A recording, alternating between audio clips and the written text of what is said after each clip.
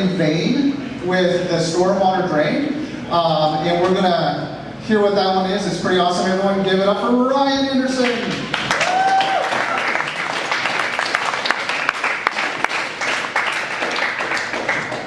Thanks everybody.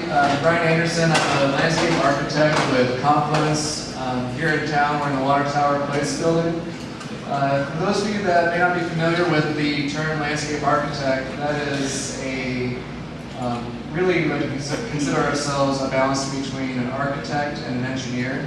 We are designers of outdoor spaces, so Greensboro Park is a great example of landscape architecture. The patio outside this building is a great example of landscape architecture. Really, we pride ourselves on being able to look 6 feet down from a building and 6 feet up from a building.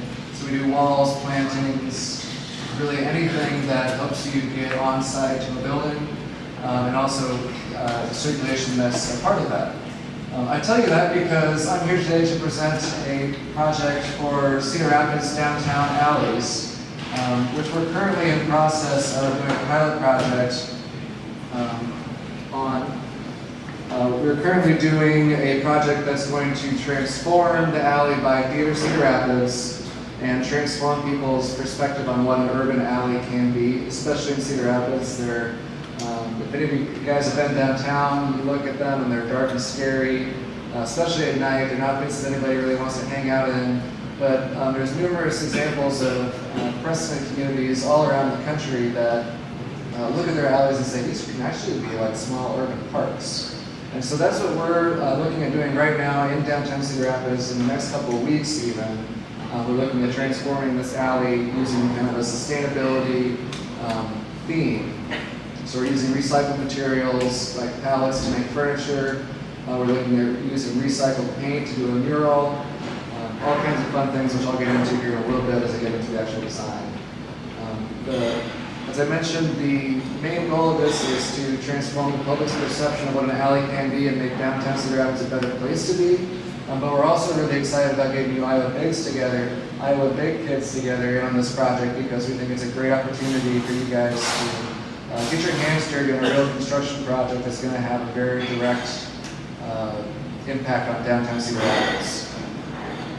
And not only are we looking to have you guys construct this thing, but we also want to put this pilot project, the process that we've gone through for this pilot project, into your hands, show you how we kind of design the project, where the permitting process occurs, who you talk to and when, and then also want to provide you guys an opportunity to design your own alley and then construct your own alley project here this spring.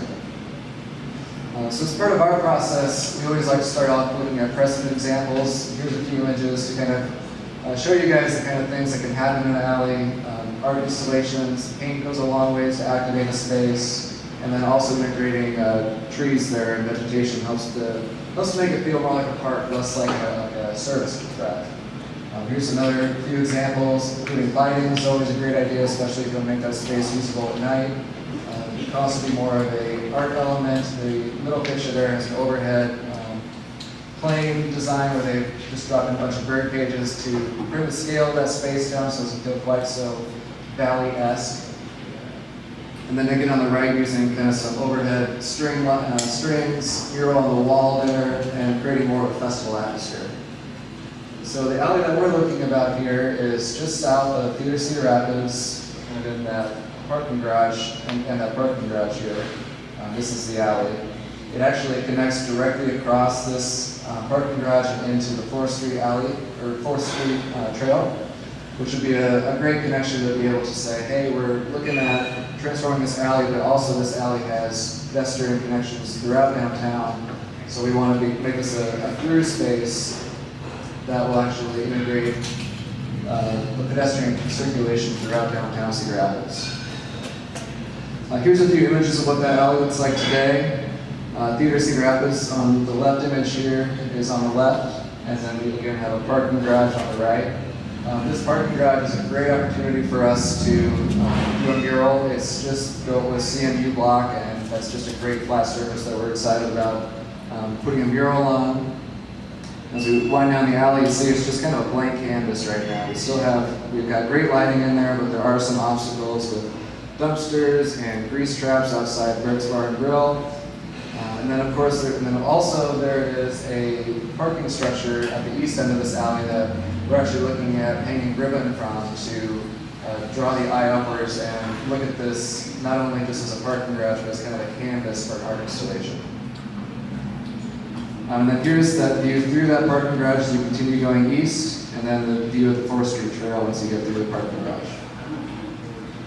So this is our design we're proposing for construction in the next 2 weeks, which we'd love to have you guys be a part of, at least to kind of show you guys what the alley looks like right now, and then bring you in and show you what our team of 30 people is going to be doing to transform this alley in the course of 8 hours.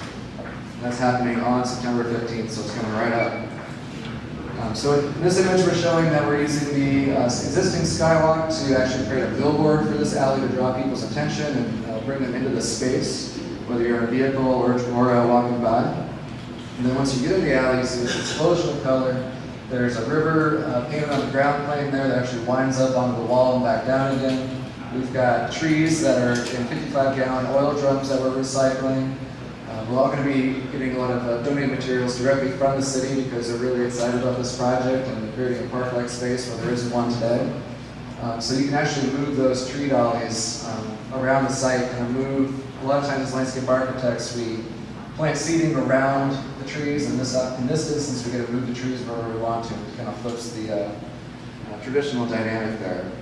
We've also got ribbons hanging from the overhead plane there to help bring that pedestrian scale down, make it feel a little more like a hallway, less like a valley.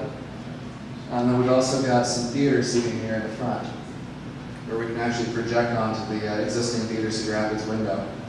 Just to kind of show people this isn't a standard alley, this is really something special. Here again you see that mural motif running up the wall. We've also got some game elements in here like ping pong or bags. Also got checkerboard, and then we're thinking about painting some Foursquare courts out there as well. And here, as you get to the parking garage structure, as I mentioned earlier, we're actually running ribbons out from that river motif up that wall to really draw the eye upwards and make it more of an art installation than just a parking garage. Here again, showing ping pong, showing checkers, and then showing that river connecting through the garage, so it's really kind of an extension of the trail more than an alley. And then also we've got some recycled pallet furniture there on the right, just cube seating and then some planters as well. And then of course giant Jenga in the middle because everybody loves that. Yeah, agreed. We're also going to be including because sustainability is kind of the theme of this alley, we want to provide a chalkboard opportunity for people to actually write their ideas on what sustainability can be. So it's kind of a public engagement process that we're excited to encourage as part of this alley transformation as well. And here's the view looking from the west back out towards the 3rd Street entrance from the first level of that parking garage. So as I mentioned, just make sure I hit everything for you guys. There's a skywalk billboard, a river mural, ribbon ceiling, movable tree planters. We're going to be relocating the dumpsters out there and the grease traps that are out there. We've also got that removable theater at the 3rd Street entrance. We're using recycled pallets. We've got the chalkboard element. We're connecting through the 4th Street Trail. We've also got potentially lighting the tree planters, so they're actually lit with Christmas lights and our solar power, which would be great. And then we're looking at using a projected light system, basically like a rock show, and projecting light up onto the walls and having the light kind of spin and catch in the ribbons, and hoping to really make the space feel really active and friendly at night. And then of course games, giant Jenga again, giant checkers, bags, and ping pong. So we are currently we've just presented this idea, this exact presentation, in fact, to the city manager as of yesterday. The city is really excited about not only the project, but also your guys' involvement in it, and they want to see where you guys can take this template project and run with it and do something really cool in the spring. We're also looking forward, us at Confluence are looking forward to being involved with you guys as landscape architects to provide some professional experience to your guys' development of the project. And then we're also interested in showing you guys some of the programs that we use regularly, AutoCAD, SketchUp, do a lot of modeling, a lot of drawing as we get our ideas together. So we're happy to kind of show you guys what a landscape architect does as part of this process as well. And again, this thing is getting built in 2 weeks from now, so we'd love to have you guys involved from this point forward, and then beyond that, once it's built, you have something real to reference as you go forward with this project. So let me see if I got this straight. You guys, your team, you've got 40 people coming in from outside the United States on your team, and you're going to roll out this amazing back alley revival behind Theater City Rapids. You're inviting students who are interested in this project to help see what the end of that project looks like, and then use that as a step into our own project with you, right? Exactly. Sounds pretty awesome. What questions do you have? How long do you expect that the building process to take? So as Troy mentioned, we actually have a staff kind of event coming up here that we have 5 different locations. We're bringing everybody together from each of our different offices, which is about 30 people. So they're coming in from Minneapolis, from Des Moines, from Kansas City, and from Sioux Falls, all in Cedar Rapids, and we're going to build this thing in 8 hours with 30 people. Can the students help with that? They certainly can. We want you guys out there. We want to get you guys involved where we can. At the very least, just to kind of show you the staging that has to take place to coordinate the efforts of 30 people. I mean, that's a project in and of itself to understand what every single person is going to be doing over the course of that 8 hours to make this thing come together. All right, so as well as like creating our own, is maintenance of this one being built also going to be part of the project? No, we're actually going to be using the city's got resources, people available that are going to be managing this one. So there is an issue that we had to go across with the city and say, okay, once this thing's all up, we put 8 hours into it and 200 man hours into it. Now it happens. Now it's kind of their responsibility to take care of it. And so that's why we have everything is movable, so they can just pull it to the sides, so they can put it in quick storage. And then also lets it all be recyclable for another project down the line if they want to as well. So that's definitely a great point that there's a maintenance and just kind of a general plan that needs to happen to make sure that it's done correctly. I was curious about the security of all the alleys. Like, how are you gonna do to what are you gonna do to maintain that no one steals the ping pong tables? Sure. So we're gonna. So the question there is the security concern. When you're in an alley, it's a potentially kind of hidden space, easy for people to kind of take a ping pong ball or paddle or worse. And that's certainly been a concern. That's part of why lighting is important at night especially. And also the busier the space is generally, the less prone it is to vandalism or people stealing things. So that's part of it is having a good design that it disencourages people from doing that. Then the other part of that is just making sure that there's some kind of supervisor managing that alley when it is kind of active, especially at night, kind of between the hours of 5 and 8, when people are getting off work, maybe you passing by. Good question. Yes? Is it open like 24/7, or do you guys like locking it up at a certain time so that things like around like 2 a.m. or 3 a.m. like doesn't? Right, so it'll be, a lot of the furnishing is going to get actually pulled to the side after around 10 o'clock or 11 o'clock. What's up? Is that what you said? No, a little different. Okay. So she's asking about, when it's being closed down, when it's being opened up, and how does that all kind of work? And so that's the reason that everything in there is designed to be movable on its own. Being able to just kind of tuck everything up against the sides of the building for temporary storage, and then brought back out by the people who are actually going to be using that space. So we expect this thing will probably be closed up between 10 and 11 probably at night, and then open up really when everybody wants to use it, 10 o'clock in the morning or earlier.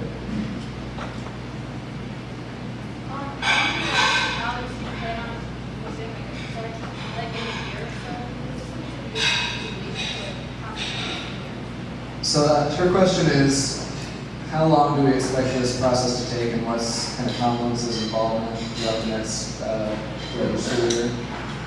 We're looking at spending about an hour a week with you guys, just to kind of check in and make sure that, first of all, that we're giving you guys something valuable out of this process, and also just to make sure that the project is kind of going right according to plan, and any snags that could be popping up where they're in a relatively regular interval, we're going to check on and help you guys through.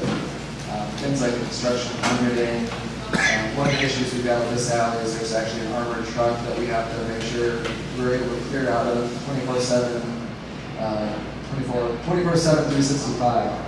And they won't tell us when they're going to be coming or going because they don't want people to know, it's an armored truck full of cash from the bank. So they don't want people to know when they're going to be coming through. So that's one of the challenges that you face in alleys. You've got dumpsters, you might have armored trucks, you've got grease traps. It's really a service, utilitarian service kind of place. But at the same time, it doesn't mean that the interventions that we make can't happen. They can just work around it. So we're excited to kind of rephrase people's understanding of these as they're not just access service drives, they're really still urban space that's really valuable. All right, thank you, Eric. Brian, give it up.